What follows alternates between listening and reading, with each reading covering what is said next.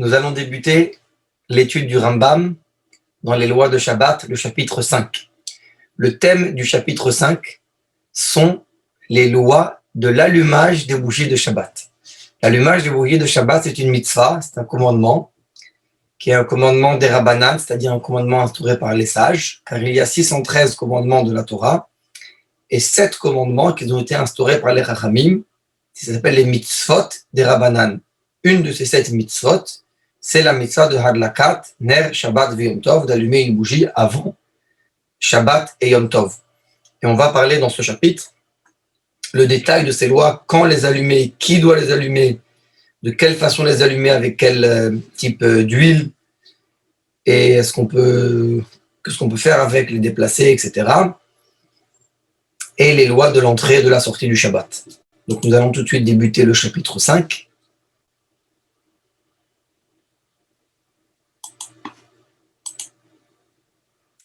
Voici. Chapitre 5 du Sefer Zemanim dans l'étude du Rambam, Halacha Aleph, première loi. Adlakat ner beshabbat. Allumer les bougies veille de Shabbat. Eina reshut, c'est pas quelque chose de facultatif.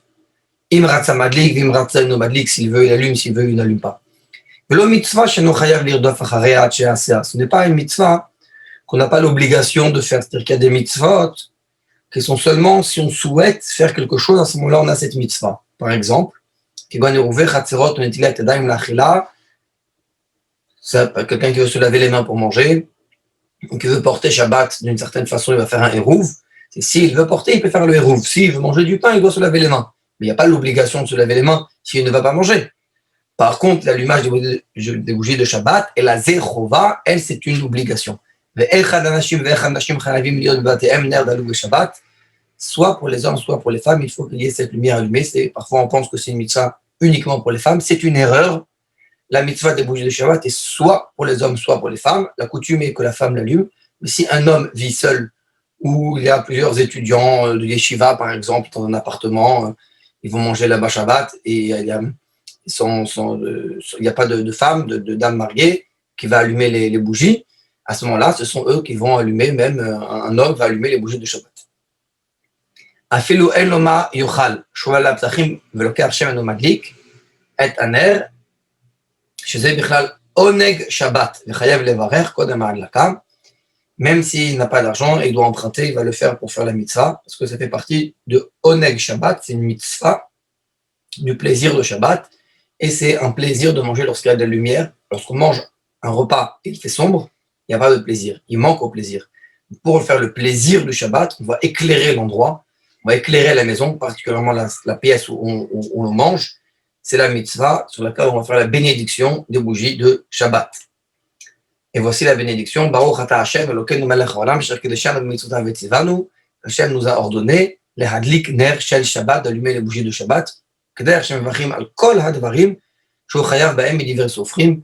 De la même façon qu'on va faire une bénédiction sur toutes les mitzvot, comme on a expliqué plus tôt qu'il y a 7 mitzvot de Chachamim, par exemple la Hallel, ou par exemple la Megillah, ou les mitzvot de Purim, de Hanouka, la bougie de Hanouka. La même chose, on fait une bracha sur l'allumage des bougies de Shabbat et Yom Tov. Bet, mutar leishtamesh bener shel Shabbat. On a le droit d'utiliser la bougie de Shabbat. On sait par exemple que les bougies de Hanouka, on n'a pas le droit de les utiliser, d'en tirer un profit. Les bougies de Shabbat, on peut en tirer un profit. Attention, il ne faut pas qu'il y ait tsarich iyun, c'est-à-dire quelque chose dont on a besoin de s'approfondir, d'examiner ça de près.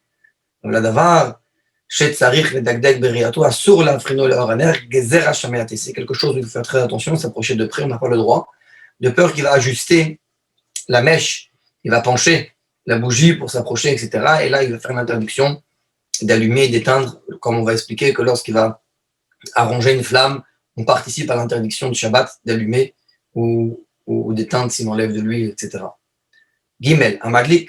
Il faut allumer les bougies de Shabbat et des fêtes avant le coucher du soleil. Et les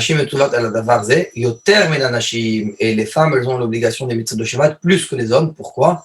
Parce que se trouvent dans la maison, elles s'occupent des occupations et des besoins de la maison.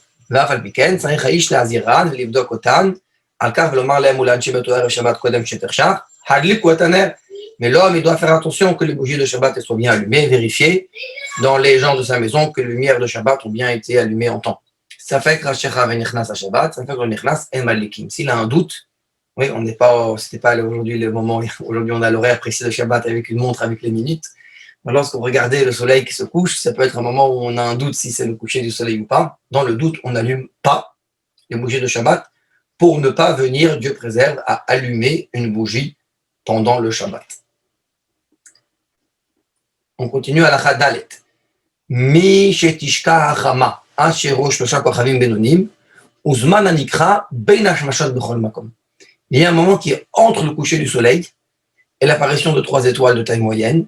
C'est un moment qui est bein hashmashot, le crépuscule. C'est ni le jour ni la nuit. Comme c'est un doute, c'est le jour ou la nuit, alors on va toujours aller dans le sens de la rigueur, c'est-à-dire on va aller du côté le plus sévère. Ou les fichar, ein madlikimbo. Donc ce moment-là, le vendredi soir, on ne va pas allumer dedans de bougies. Si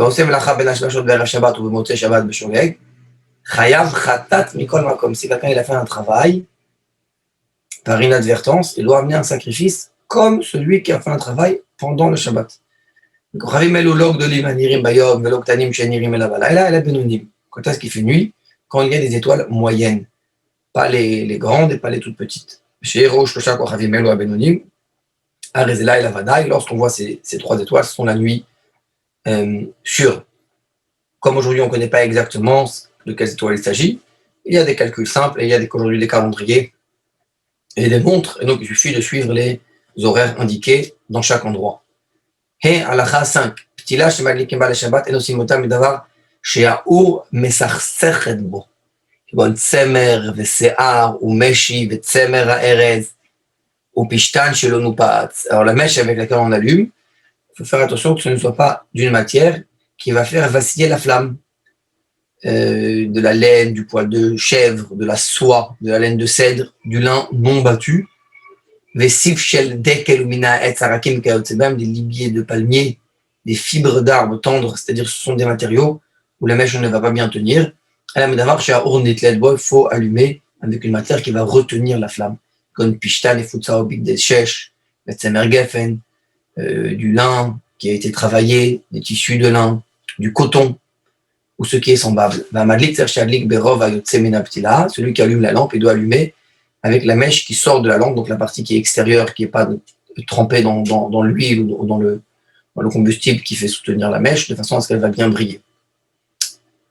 Vav, la 6e loi. Akorech davar, shemadlikin bo, al gabe davar, she'en madlikin bo. Celui qui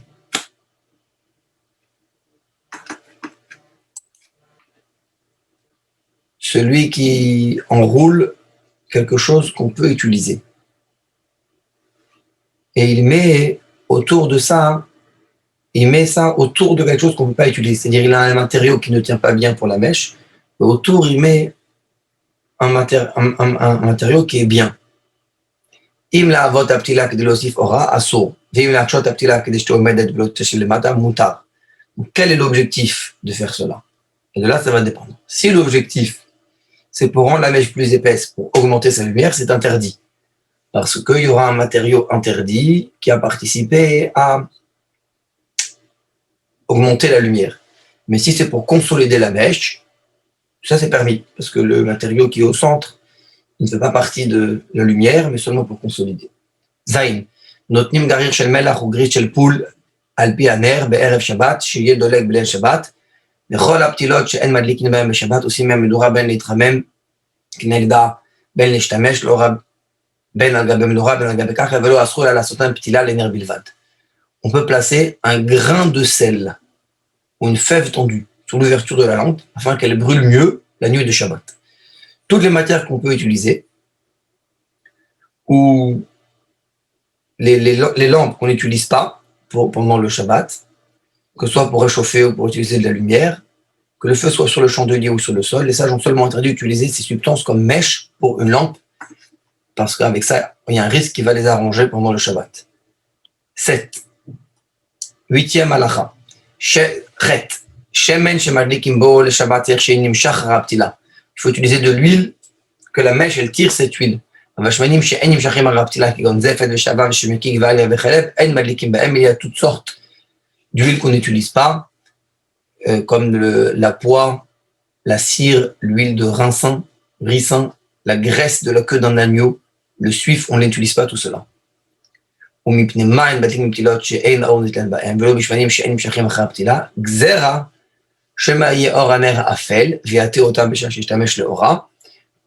quelle raison il ne faut pas utiliser ces huiles-là, ces substances-là? Parce que peut-être que la mèche, elle ne va pas bien prendre le feu, elle va pencher, et là, Shabbat, il aura fait un interdit. Chet. Chelef sheiticho vekirve dagim chenimuru noten letochan shemen kol sheu madlik. והשמנים שהם מדליקים בהם, אפילו ירבן בשמנים שמדליקים בהם, לא ידליק מי שאינם נמשכים. Si c'est du suif, de la graisse qu'il a fait fondre, c'est le travail d'un poisson. Ce sont des matières grasses qu'on utilise pour faire brûler la flamme. On y met un peu d'huile pour l'allumage. On ne va pas allumer avec des huiles qu'on ne peut pas utiliser, même si elles ont été mélangées avec des huiles qui peuvent être utilisées, parce qu'elles ne vont pas être bien absorbées par la mèche. Yud en madlikin beitran, mipnei sherecho ra shema enichen, on ne va pas allumer avec du goudron. Ça a une mauvaise odeur. Veyetze vechova alav leshev leor haner. Il a à craindre qu'on sorte de la pièce alors qu'on a le devoir de s'installer à la lumière d'une lampe. Shabbat, on allume les bougies pour être à la lumière. Si ça sent mauvais, il va sortir. Donc on aura perdu l'utilité des bougies de Shabbat. ולא בצרים בני שריחו טוב, שמא ייקח ממנו מן הנר, ומפני שהוא עף, ולא בנפט לבן, ואפילו בחול, מפני שהוא עף, ויבוא לידי סכנה. Et pas avec quelque chose qui a une bonne odeur. Peut-être il va prendre du baume de la lampe, il va l'utiliser. Shabbat, il ne peut pas, parce que s'il enlève une partie, c'est comme s'il l'éteint, parce qu'il va diminuer le temps que cette lampe va brûler. Et de la baume, c'est volatile, donc ça peut provoquer un incendie. Tout ce qui a un risque, c'est interdit, même en semaine, d'allumer avec une substance qui est dangereuse. On peut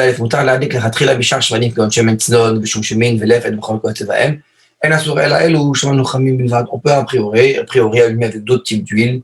Il y a de l'huile de radis, de sésame, de navet, tout ce qui est semblable. C'est interdit uniquement ceux que les sages ont mentionnés. Yudbet, lo yiten adam klimenu kavma leshemen. Alpi aner bishvil sheyem enatef. On ne va pas placer un récipient percé qui contient de l'huile au-dessus d'une lampe en vue que l'huile alimente en coulant goutte à goutte. On ne va pas remplir une assiette d'huile, la placer à côté, en mettant une extrémité de la mèche à l'intérieur, et ainsi ça va aspirer l'huile. Pourquoi? Gezera, Shema Ikach min Hashemen Shebakli, Sharelo Nim'as Baner. De peur qu'il va se servir de cette huile, et il risque de le faire parce que ça n'a pas été sali par la lumière, il n'y a pas de mèche dedans, donc cette huile-là, elle est totalement propre, il peut s'en servir Shabbat. Lorsqu'il fait ça, c'est comme si qu'il éteint. Sur la note de Shabbat, Nashemen Shevod Lagbo, Vafilu Kafta Aner, Vafilu Nataf Minaer, Mipne Shehu, on n'a pas le droit d'utiliser de l'huile, même si la lumière s'est éteinte. Donc si la lumière s'est éteinte, apparemment, il n'y a plus de risque qu'en enlevant cette huile, il éteint, c'est-à-dire il diminue le temps de brûler et c'est considéré comme éteindre puisque la bougie elle est déjà éteinte. Malgré tout, il ne peut pas utiliser l'huile. Quelle est la raison? Mipne shehu muktse mechamat isur, parce que c'est muktse, c'est un interdit que les sages ont donné, que tout ce que à l'entrée de Shabbat on ne peut pas l'utiliser, donc il a été exclu de l'utilisation, il reste exclu de l'utilisation pendant tout Shabbat, il ne va pas changer de statut pendant Shabbat. Donc comme cette huile, on ne pouvait pas l'utiliser à l'entrée de Shabbat parce qu'elle elle était utile à faire brûler une mèche, donc elle était muktse à cause d'une interdiction. L'interdiction, c'est de se servir de cette huile parce qu'on éteint. Donc même si après la bougie s'est éteinte, donc je pourrais théoriquement me servir de l'huile sans causer d'éteindre, malgré tout, ça va rester interdit à cause du muktse. Elle ne va pas changer de statut pendant Shabbat et ça reste interdit à l'utilisation. Si on a fixé le réservoir d'huile, à côté il y a un réservoir, hop, la mèche elle vient et elle prend de l'huile, elle pompe de l'huile, elle aspire de l'huile pour l'autre, avec de la chaux, de l'argile ou quelque chose de semblable. Alors l'utilisation de la lampe est permise. Oui, parce qu'à ce moment-là, on ne va pas venir à se servir de l'huile. Yud Gimel, on ne va pas placer pendant Shabbat un récipient pour recevoir de l'huile qui s'égoutte, parce qu'on le rend mouktsé, encore une fois. On ne peut pas changer l'ustensile lui-même, il n'est pas mouktsé, c'est-à-dire il n'est pas réservé à une utilisation quelconque avant Shabbat. On peut l'utiliser pour manger ou pour autre chose. Si je le mets là, je le rends interdit pendant Shabbat, parce qu'il va recevoir l'huile qui coule de ce qui est allumé, et donc je ne peux pas rendre un ustensile mouktsé pendant Shabbat. Par contre, venotnim kli, c'est seulement pour recevoir des petites étincelles, il n'a pas d'interdiction. Qui bouille à nitzotzot. On ne peut pas mettre de l'eau, parce qu'à cause de cela, les étincelles, ce qui sort, ça va s'éteindre plus vite. Yudalet, en polin le oraner, velo korin le oraner, velo gavoa, j'étais commode, velo asara batim, ze alga beze, ve'aner beli. Non, on ne va pas, on n'épouille pas un vêtement à la lumière d'une lampe, on ne lit pas à la lumière d'une lampe. On parle d'une lampe pas électrique, mais une lampe avec cette mèche qu'on va avoir tendance à allumer, même si la lampe est située à une hauteur égale à 2 fois la taille d'un homme, même s'il y a 10 maisons l'une au-dessus de l'autre et que la lampe se trouve dans la maison supérieure, malgré tout, lo yikra, velo yafle le rabatartuma, shema yishkach veyate, de peur qu'il va oublier et il va pencher la bougie pendant Shabbat. Veima ushnaim korim beinyan echad mutarim likrot lifnei haner, shekol echad mehen mazkir chavero im shachach, aval lo bishnei yanim shekol echad mehen tarot beinyan. Si les deux sont occupés ensemble, l'un va rappeler à l'autre de ne pas faire cette interdiction. Mais si chacun est occupé seul, c'est quelque chose qui reste interdit. Tedvav atinokot korim lifnei rabban leoraner, mipnei sharav veshamran, les élèves, les enfants qui lisent devant le maître peuvent lire à la lumière de la bougie parce que le maître les surveille, qu'ils ne vont pas venir à pencher et à arranger cette flamme pendant Shabbat. Mais le maître ne doit pas lire à la lumière parce que l'élève craint le maître, mais pas le contraire.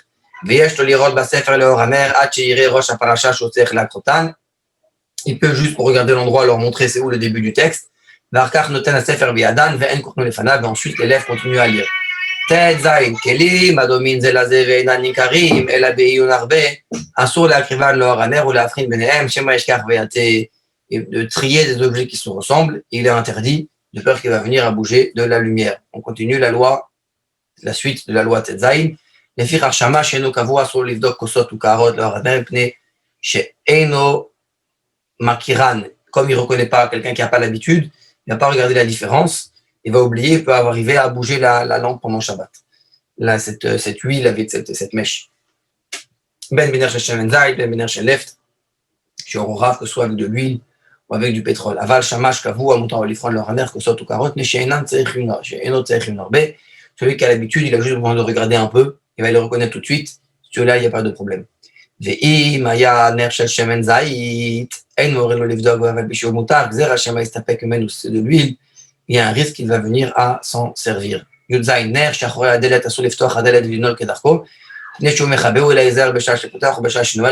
de ne pas ouvrir ou fermer une porte devant les bougies de Shabbat, puisqu'avec le vent, on va amener à les éteindre. Donc, en réalité, il ne faut pas mettre les bougies de Shabbat dans un endroit où il y a un risque quand il va ouvrir ou fermer la porte ou la fenêtre, le vent va les éteindre.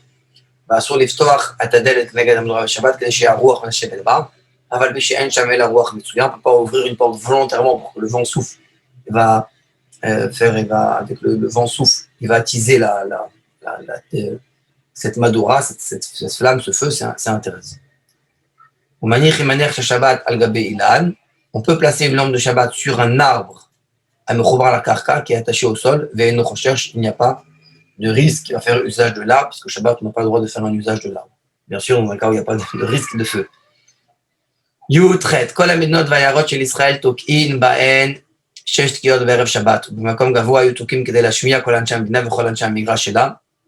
Il était à l'époque de coutume dans les villes, dans les communautés, de sonner une sonnerie pour annoncer Shabbat. On faisait 6 sonneries le vendredi dans un endroit élevé pour que les gens l'écoutent. Aujourd'hui, c'est plus nécessairement la coutume parce qu'on a les calendriers et les horaires précis. Mais malgré tout, dans certaines communautés qui sont regroupées dans un même quartier, il y a aujourd'hui une sonnerie qui est là. Plus tard aussi, dans certains temps, c'était le shamash, le responsable qui passait dans les commerces pour annoncer que le Shabbat approche et qu'il fallait fermer. Mais ça existe encore aujourd'hui en Israël ou dans d'autres endroits, qu'il y a cette sonnerie qui vient rappeler l'approche du Shabbat. Et donc, on va expliquer l'ordre des sonneries, comment c'était la coutume à l'époque. De tête. Tekiya Rishona Nimneu Omdim Basadot Milacharosh ou Milaharod Milasot Milacha chez Basade. Il y avait une plusieurs sonneries. Donc la première fois, c'est la sonnerie qui est la plus loin du Shabbat. C'est le premier avertissement. Donc à ce moment-là, lorsqu'il y a cette première sonnerie qui retentit, ceux qui se trouvent dans les champs cessent de labourer, de bêcher, de faire tout le travail dans le champ. Et donc ils auront le temps de rentrer, parce que la sonnerie, elle a assez de temps avant Shabbat. Donc ceux qui sont loin vont arriver, et ceux qui sont proches, ils vont rentrer en même temps que ceux qui sont loin. Mais en ville, lorsqu'il y a eu seulement la première sonnerie, les magasins, les stands de marché continuent de fonctionner. Lorsqu'il y a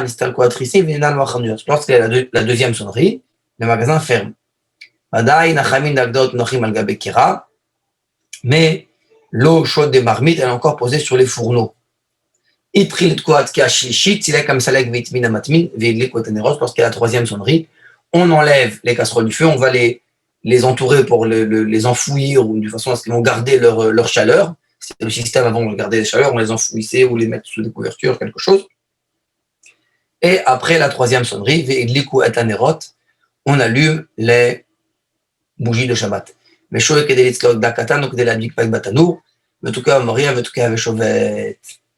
Et il attend le temps qu'il faut pour griller un petit poisson, ou pour coller le pain aux parois dans le four, et il sonne une tekiya, une teroua et une tekiya, et cesse toute activité. Chaf 20. Tekiya rishona tokiya ota bemincha, vashit korol bishat achama, ishkiat achama, vechan tokim motzei Shabbat, achat kochavim, lehatir, ha'am lemaasehem. On sonne la première sonnerie à l'heure de mincha, et la troisième, quand c'est l'approche du coucher du soleil. À l'issue de Shabbat, on sonne aussi, ainsi c'était la coutume, c'est ramené dans le Rambam, ici la sonnerie à la fin du Shabbat, qui n'est pas ramenée dans le Shulchan Aruch, c'est ramené seulement celle du début du Shabbat. Et aujourd'hui c'est facile, il y a les calendriers, donc on connaît l'horaire de la sortie du Shabbat. Après l'apparition des étoiles, donc le Maïmonide ramène que l'on sonne la sonnerie pour informer les gens qu'il leur est permis de travailler, de retourner à leur occupation de la semaine. 21. Yom HaKippurim Shechal Liot Be'erev Shabbat. Si Yom Kippour c'est veille de Shabbat, lo Hayutokim, on ne sonne pas, évidemment, on ne peut pas sonner pendant Yom Kippour. Chal Liot Be'motzei Shabbat. Si Kippour c'est après Shabbat, donc samedi soir, lo Tokim, on ne va pas sonner le chauffard parce que c'est Shabbat. Pas sonner les sonneries pour annoncer le Shabbat, pour annoncer un Kippour, on ne va pas sonner parce que c'est Shabbat. Mais l'homme Avdili, on ne fait pas la Havdalah de Shabbat à Kippour, évidemment, parce que c'est Kippour. Yom Tov Shechal Liot Be'erev Shabbat, Tokim, Velo Mavdilim. Si par contre c'est Yom Tov, veille de Shabbat, alors on sonne pour annoncer qu'on rentre de Yom Tov à Shabbat, mais on ne récite pas la Havdalah. Chal Liot Le'achar Shabbat, si c'est Yom Tov après Shabbat, Mavdilin, on fait la Havdalah, Velo Tokim, et on ne sonne pas. Et avec ça, on conclut ce chapitre des lois de l'allumage des bougies de Shabbat. Et sur ce, Shabbat Shalom.